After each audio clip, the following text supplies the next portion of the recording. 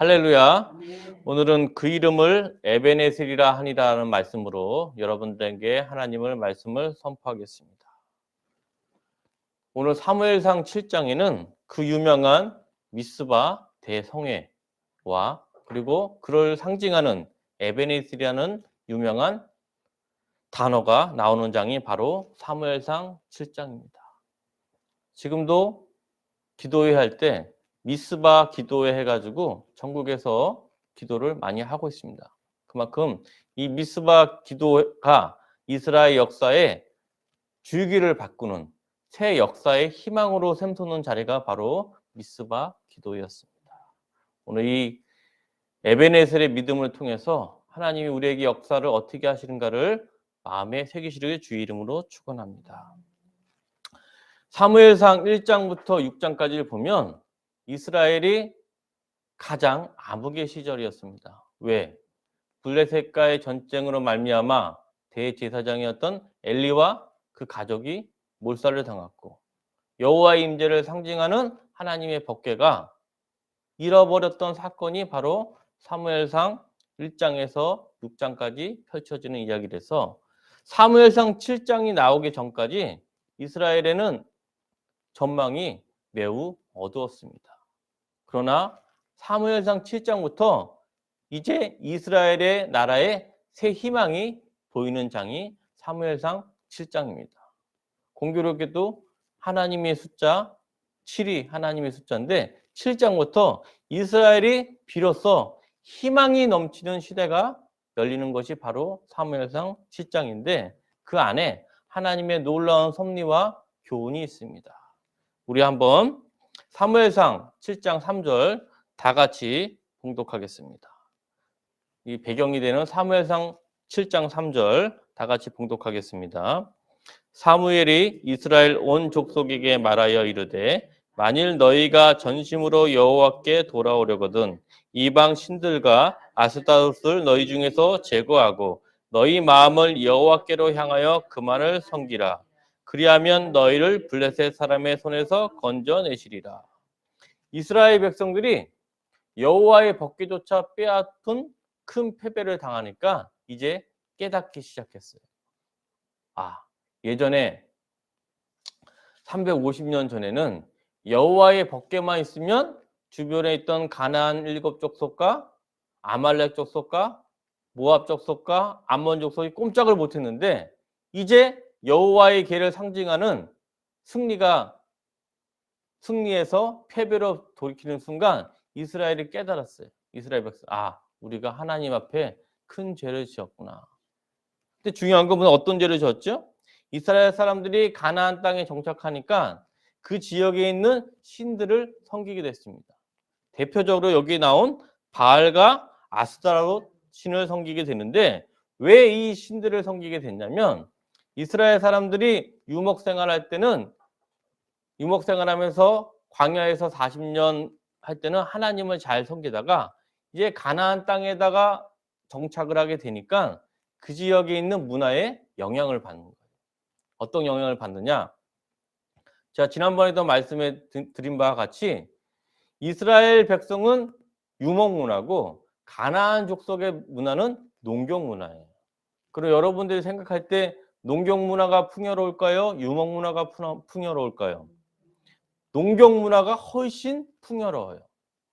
유목하게 되면 안착을 하는 게 아니라 여러 가지 유랑을 하잖아요.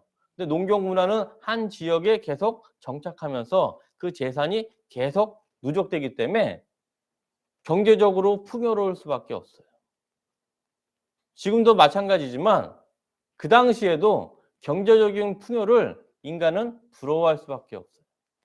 그래서 가나안 족속과 블레셋 사람들을 보니까 그들이 잘 살게 된 원인이 보니까 저들이 섬기는 신이 더 하나님 신보다 더 매력적으로 느꼈기 때문에 이들이 바알 신을 같이 섬겼습니다.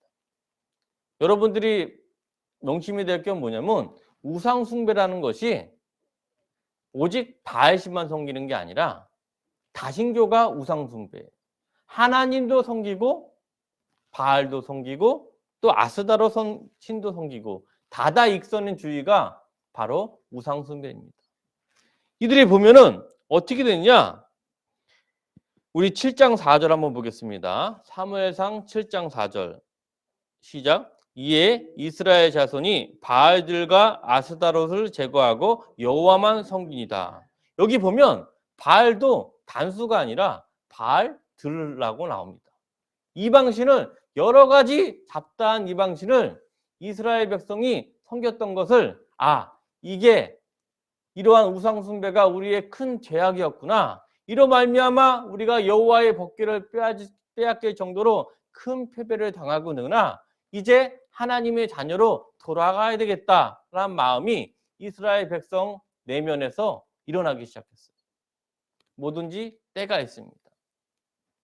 하나님의 때가 임하기 전에 본인 스스로 하나님의 자녀로 회복을 되면 하나님의 손이 임할 수가 않을 수가 있는데, 그래도 깨닫지 못하면 하나님의 손이 물리적 힘을 가해서 강제적으로 돌이키는 순간이 바로 이 순간입니다.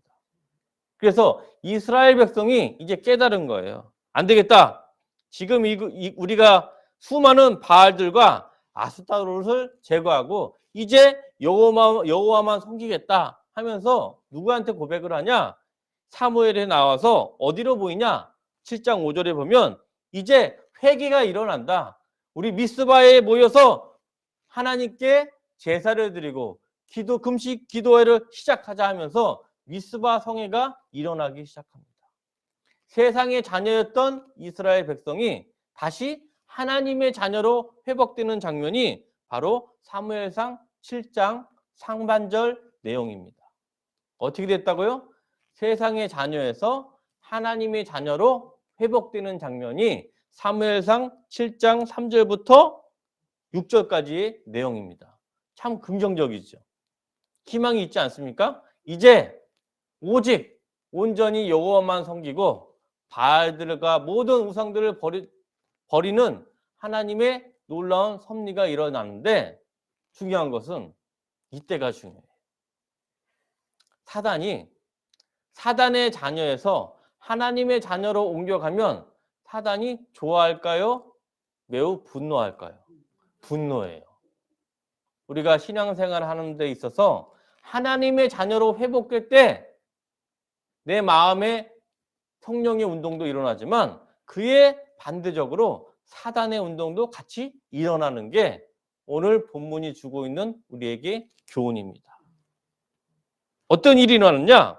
우리 사무엘상 7장 7절 한번 읽겠습니다. 사단이 어떻게 하나님의 자녀로 회복되는 걸 막는지 우리 한번 보겠습니다. 사무엘상 7장 7절 말씀 시작.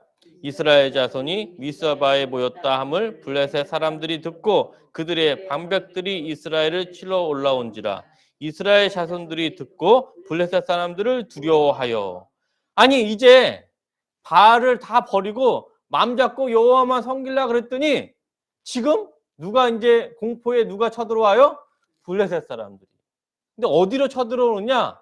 예루살렘도 아니고 지금 미스바 기도회로 하고 있는 이 현장, 미스바로 블레셋 사람들이 수많은 군사를 이끌고 들어오니 이들이 블레셋한테 여호와의 법궤도 뺏겼으니 얼마나 놀라운 감정이 있었는데 지금 더 두렵고 떨리고 있습니다. 우리가 인생에 살면서 하나님의 자녀로 회복되고 성령이 일을 할 때 반드시 사단이 역사를 해요. 이와 같은 일이 사무엘상 7장에서만 있었던 게 아니라 사무엘상 7장이 일어나기 전 무려 400년 전에 똑같은 일이 일어났습니다. 우리 한번 볼까요? 출애굽기 14장 10절 말씀. 오늘 미스바에서 일어났던 사건이 정확히 400년 전에도 똑같이 일어났습니다. 출애굽기 14장 10절 말씀. 400년 전에 어떤 일이 발생했는지 한번 보겠습니다. 출애굽기 14장 10절 말씀 찾으셨습니까? 시작. 바로가 가까이 올 때 이스라엘 자손이 눈을 들어본즉 애굽 사람들이 자기의 뒤에 이른지라. 이스라엘 자손이 심히 두려워하여 여호와께 부르짖고. 똑같지 않습니까? 이스라엘 백성들이 400년간의 사단의 종에서 이제 홍해를 건너 하나님의 자녀로 회복되는 순간 막판에 누가 쫓아오고 있죠? 바로의 군대들이 쫓아오고 사람들이 똑같이 이스라엘 자손이 심히 두려워하여 여호와께 부르짖고 똑같지 않습니까? 사무엘상 7장에 이뤘던 사건이 미리 그 전 400년 전 사건에서 홍해 바다 앞에서 같이 벌어졌습니다. 바로가 자기의 종이었던 이스라엘 백성이 수백 년 동안 종이었던 이스라엘 백성이 이제 하나님의 자녀가 되려고 홍해를 넘으려고 있는 순간 직전에 바로의 군대가 수많은 정예병들을 끌고 돌아오지 않습니까? 왜? 사단은 하나님의 자녀로 회복되는 것을 굉장히 싫어요. 왜?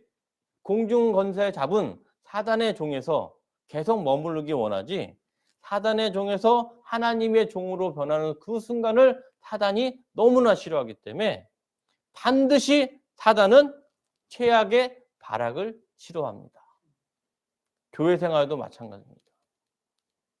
여러분들을 주변에 전도하려고 그럴 때 그 사람들이 마음에 말씀이 들어가서 마음이 움직이는 걸 느낀데 결정적일 때 사단이 최후의 전쟁을 벌여요.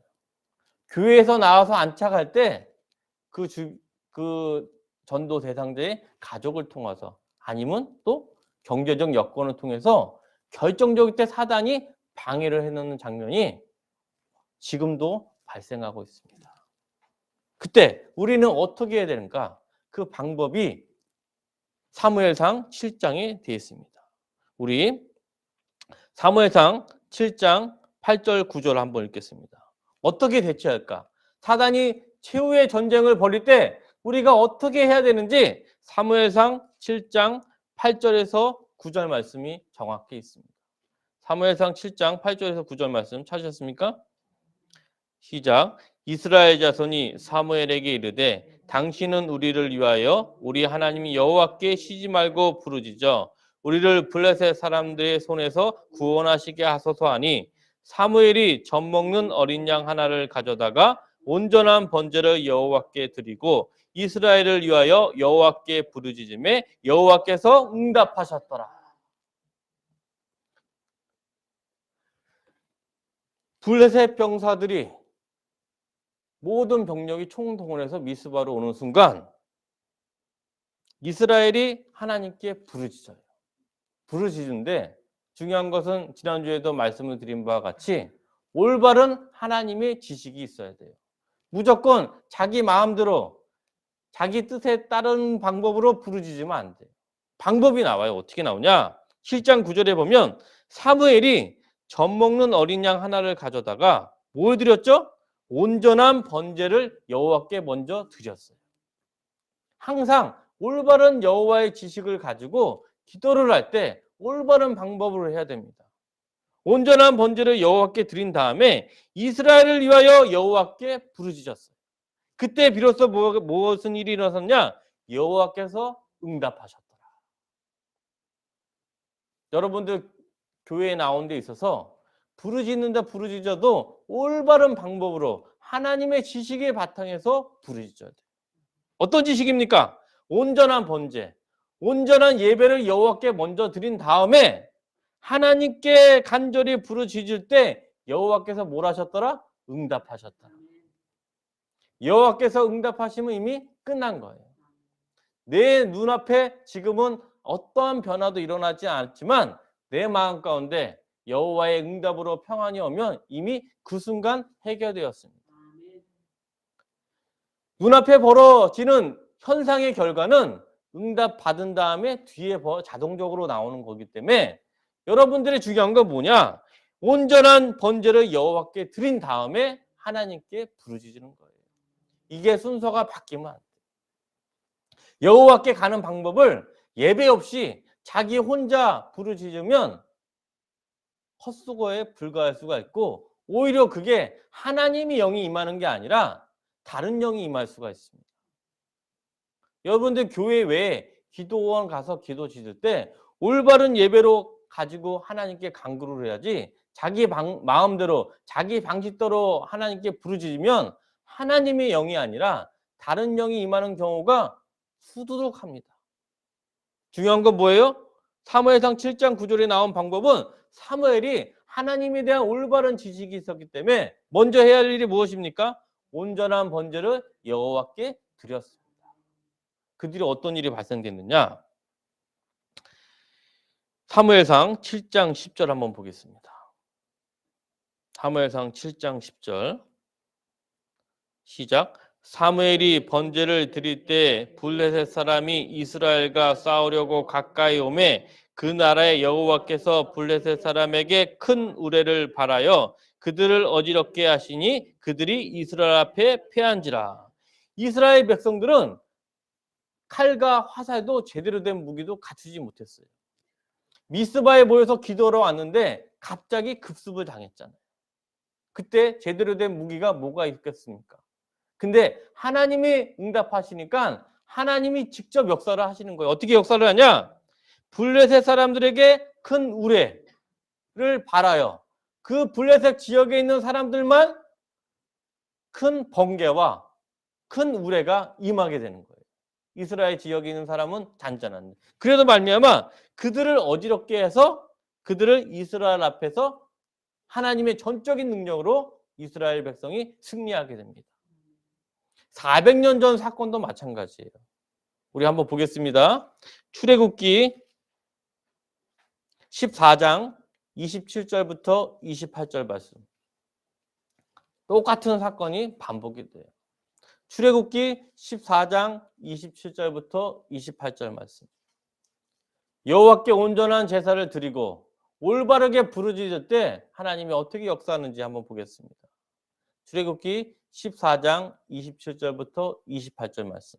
찾으셨습니까? 시작. 모세가 곧 손을 바다 위로 내밀매 새벽이 되어 바다의 힘이 회복된지라. 애굽 사람들이 물을 거슬러 도망하나 여호와께서 애굽 사람들을 바다 가운데 엎으시니 물이 다시 흘러 병거들과 기병들을 덮되 그들의 뒤를 따라 바다에 들어간 바로의 군대를 다 덮으니 하나도 남지 아니하였더라. 이 역사를 보게 되면 어떤 일이 발생했냐? 모세가 곧 손을 바다 위로 내밀매 그 바닷물이 다시 덮쳐서 바로의 군대가 단 한 사람도 남지 않고 다 몰살돼 버렸어요. 왜 그랬을까요? 모세를 통해서 하나님께 올바른 방법으로 간구했더니 하나님이 직접 역사를 해버렸습니다. 이 당시 출애굽에 나왔던 이스라엘 백성들이 바로의 군대와 싸우면 이길 수가 있습니까? 없습니까? 이길 수가 전혀 없어요. 이들은 일반 백성이기 때문에 무기는커녕 수많은 약한 사람들 뿐입니다. 그런데 하나님이 어떻게 역사하지? 하나님의 전적으로 말미암아 홍해 바다에 모든 바로의 군대를 살수시켜서 다 멸절시켰습니다. 누구의 힘으로 말미암은가? 오직 하나님의 도움을 말미암아 하나님의 전적 은혜를 말미암아 이스라엘 백성이 도저히 이길 수 없는 승리, 홍해 사건과 미스바 전쟁을 통해서 이스라엘 백성이 대승을 거뒀습니다. 대승. 누구의 힘입니까? 사람의 힘입니까? 전적인 하나님의 힘입니까? 전적인 하나님의 도움으로 말미암아 도저히 이길 수 없는 상대 블레셋을 이스라엘 백성이 여호와의 도움으로 말미암아 큰 승리를 거두게 돼서 그동안 7장 후반절에 보게 되면 14절에 보게 되면 에그론부터 가드까지 전에 빼앗겼던 모든 지역을 다시 회복하는 역사가 이루어진 게 바로 미스바 기도의 사건이었습니다. 중요한 점은 오늘의 말씀의 핵심은 지금부터입니다. 제가 배경 설명을 지금까지 했는데 여러분들이 꼭 아셔야 될 말씀은 지금부터 시작합니다. 어떤 일이 많으냐? 우리 사무엘상 7장 12절 말씀입니다. 오늘의 말씀의 핵심입니다. 꼭 마음에 새기십시오. 사무엘상 7장 12절 말씀. 찾으셨습니까? 시작. 사무엘이 돌을 취하여 미스바와 센 사이에 세워 이르되 여호와께서 여기까지 우리를 도우셨다 하고 그 이름을 에베네셀이라 하니라. 에베네셀. 너무나 유명하죠? 유명한 섬유 기업 중에 에베네셀이라는 기업이 있어요. 에베네셀이 뭐냐? 도움의 돌이라는 말이에요. 뭐라고요? 도움의 돌. 에벤이 돌이고 에셀이 도움이라는 뜻이에요. 도움의 돌이 에베네셀인데 이 에베네셀의 의미를 여러분들이 마음에 새겨야 됩니다. 하나님의 전적인 도움으로 말미암아 미스바와 센 사이에 에베네셀이라는 지명을 사무엘이 명칭을 했는데 이 에베네셀이 7장에서만 나오는 게 아니라 사무엘상 4장 1절부터 2절에도 나와요. 우리 한번 보겠습니다. 꼭 기억하십시오. 사무엘상 7장 1절부터 2절 말씀.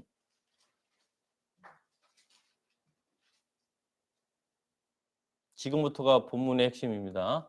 사무엘상 4장 1절부터 2절 말씀. 찾으셨습니까? 시작. 사무엘의 말이 온 이스라엘에 전파되니라. 이스라엘은 나가서 블레셋 사람들과 싸우려고 에베네셀의 견에 진치고 블레셋 사람들은 아박에 진쳤더니 블레셋 사람들이 이스라엘에 대하여 전열을 벌이니라. 그 둘이 싸우다가 이스라엘 블레셋 사람들의 앞에서 패하여 그들에게 전쟁에서 죽임을 당한 군사가 4,000명 가량이라. 사무엘상 4장에 보면 에베네셀이라는 지역에서 전쟁을 하게 되는데 오늘 사무엘상 7장에서는 에베네셀 지역에서 이스라엘 백성이 승리한 반면에 사무엘상 4장 1절 2절에 보면 똑같은 에베네셀이 나오는데 전쟁을 이겼습니까? 피했습니까? 피했어요.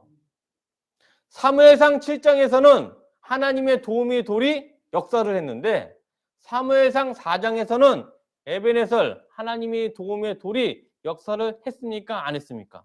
안 했어요. 중요한 점은 또 하나 보겠습니다.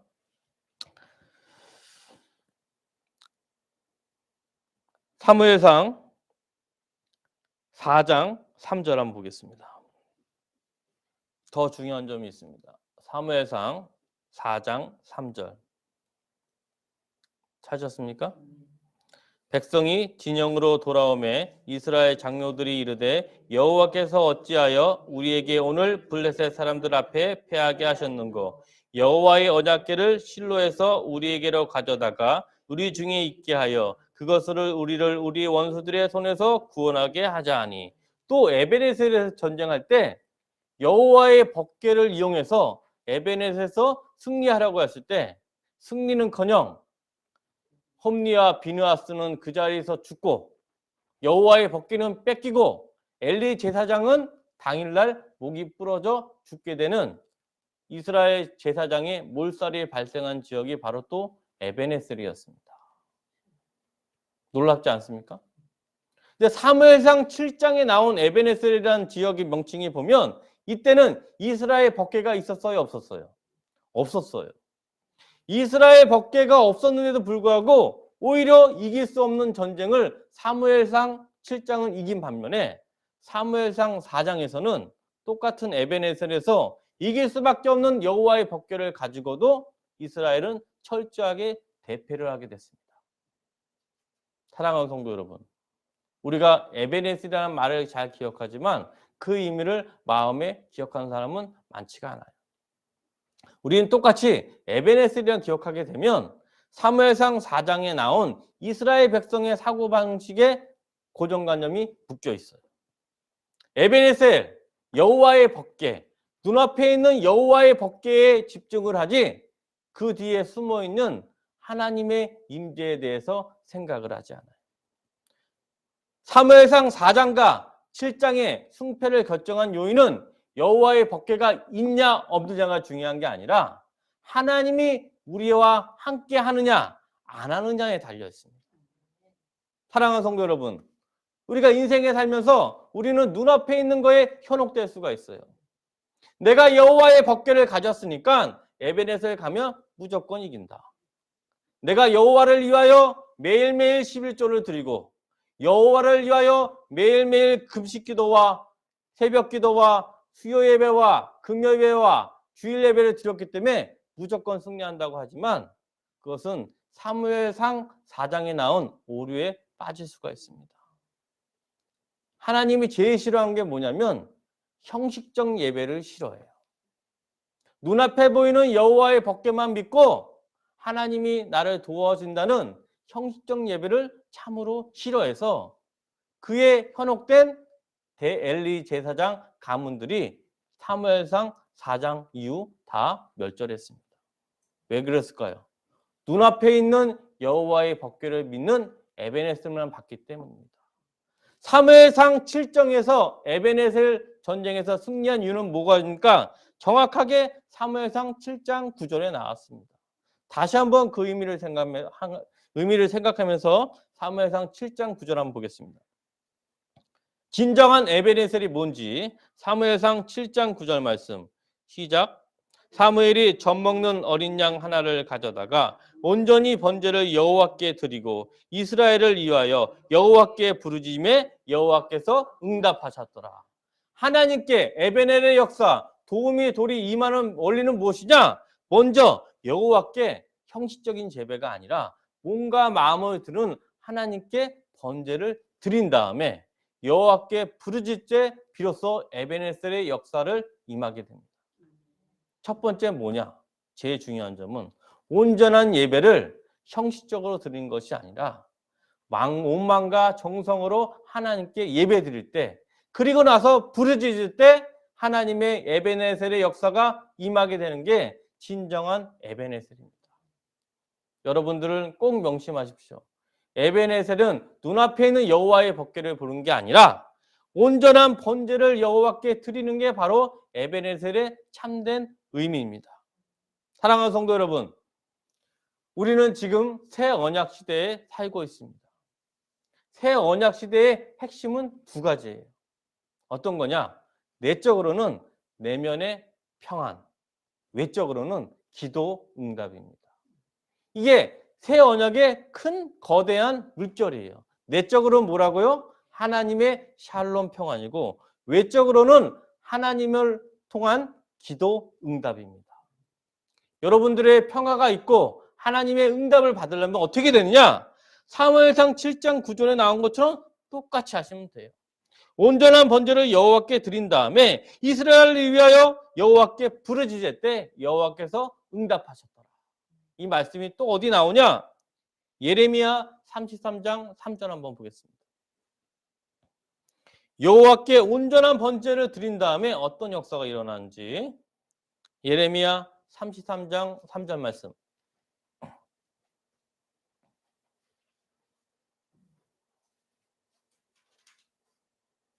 찾으셨습니까? 예레미야 33장 3절 말씀 시작. 너는 내게 부르짖으라. 내가 내게 응답하겠고 내가 알지 못하는 크고 은밀한 일을 내게 보이리라. 이게 새 언약의 큰 축복, 기도 응답의 축복이에요. 너는 내게 부르짖으라. 내가 알지 못하는 크고 은밀한 일을 내게 보이리라. 이 말은 무조건 부르짖을 때 부르는 게 아니라 여호와께 온전한 번제를 드릴 때 이 역사가 일어납니다. 여호와께 번제, 온전한 예배를 드려야지만 하나님이 내 안에 임재가 이루어집니다. 그 원리가 똑같이 또 신약에 나올까요? 안 나올까요? 나옵니다. 요한복음 15장 7절 말씀 보겠습니다. 사무엘상 7장 9절, 예레미야 33장 3절 그 최종 결론이 요한복음 15장 7절이 에베네셀의 참단 역사가 어떻게 이루어진지 우리 주 예수 그리스도가 명확히 말씀하십니다. 요한복음 15장 7절 이것이 바로 에베네셀의 역사입니다. 에베네셀의 도움의 역사가 어떻게 오는지 요한복음 15장 7절이 최종 결론입니다. 찾으셨습니까? 시작. 너희가 내 안에 거하고 내 말이 너희 안에 거하면 무엇이든지 원하는 대로 구하라. 그리하면 이루리라. 할렐루야. 에베네셀의 도움의 돌은 예수님이 명확히 말씀을 하셔요. 온전히 예배를 드릴 때 너희가 내 안에 거하고 내 말씀이 너희 안에 거하면 무엇이든지 구하면 그리하면 뭐 어떻게 된다? 이루리라. 사랑하는 성도 여러분, 우리가 하나님의 나라와 뜻을 위하여 기도하는 역사는 반드시 응답됩니다. 그 수단이 경제적인 풍요일 수도 있고 여러분들의 가정의 평안이 될 수도 있고 여러분들의 가정에 부가 될 수가 있지만 중요한 점은 뭐예요? 하나님께 영광을 돌리고 여호와께 온전히 예배 드릴 때 너희가 내 안에 거하고 내 말이 너희 안에 거할 때 무엇이든지 구하면 이루리라. 이게 바로 뭐라고요? 에베네셀, 도움의 돌의 참된 의미입니다. 사랑하는 성도 여러분, 또 강조합니다. 우리가 진정한 에베네셀의 교훈을 잊지 말아야 돼요. 사무엘상 4장에 나온 에베네셀의 교훈과 사무엘상 7장에 나온 에베네셀의 교훈을 통해서 우리는 눈앞에 있는 여호와의 법궤에 형식적 예배를 드리는 것이 아니라 사무엘상 7장에서 나온 사무엘이 드렸던 온전한 번제를 여호와께 드린 다음에 역사가 이루어질 때 우리 안에 크고 은밀한 일을 하나님이 열어주시고 또 이 말씀으로 말미암아 하나님이 내 안에 거하기 때문에 우리는 무엇든지 원하라 구하라 그리하면 이루리라. 이 말씀이 바로 에베네셀의 참된 의미입니다. 사랑하는 성도 여러분, 오늘 에베네셀의 참된 의미를 배웠습니다. 그러나 여러분들이 이 말씀을 마음에 새기지 않으면 또 에베네셀을 여호와의 법궤, 눈앞에 있는 법궤로 또 돌아갈 수가 있어요. 우리의 마음은 항상 이 안에 육체의 마음과 성령의 마음이기 때문에 오늘 에베네셀의 진정한 의미를 깨닫지라도 이 말씀을 마음에 새기지 않으면 또 예전에 에베네셀의 오해로 돌아갈 수가 있습니다. 사랑하는 성도 여러분, 오늘 읽었던 사무엘상 7장에 나온 에베네셀과 사무엘상 4장에 나온 에베네셀을 집에 가셔서 또 비교를 하는 거예요. 제가 말씀을 드렸지 않습니까? 사무엘서 구조는 이중 구조로 계속 비교를 하고 있어요. 오늘 비교를 뭡니까? 에베네셀을 통해서 사무엘 4장에 나온 에베네셀과 진정한 에베네셀의 의미를 알려주는 사무엘 7장을 통해서 여러분들이 새 언약의 축복, 마음의 평안과 기도 응답을 어떻게 해야 되는지 이 말씀을 통해서 우리에게 역사하고 있습니다. 사랑하는 동산교회 여러분, 오늘 블레셋 민족과 도저히 이스라엘 사람들이 싸워서 승리할 수 없었지만 에베네셀의 참된 의미를 알을 때 하나님이 놀라운 이적과 기적을 통해서 승리를 이끄셨습니다. 지금 우리 주변에 살펴볼 때 전 세계는 코로나 바이러스 인하여 1억 명이 되는 사람들이 고생하고 있고 또 경제적인 어려움과 정치적인 풍파로 인하여 눈앞에 블레셋 사람들이 지금 몰려오고 있어요. 특히 동산교회 성도 한 사람 한 사람들이 이제 하나님의 자녀로 회복들을 할 때 이때 사단은 또 역사를 하게 됩니다. 그때 우리가 기억할 것은 무엇입니까? 에베네셀의 의미를 알고 이 말씀으로 승리하는 한 주가 되기를 주의 이름으로 축원합니다. 아멘.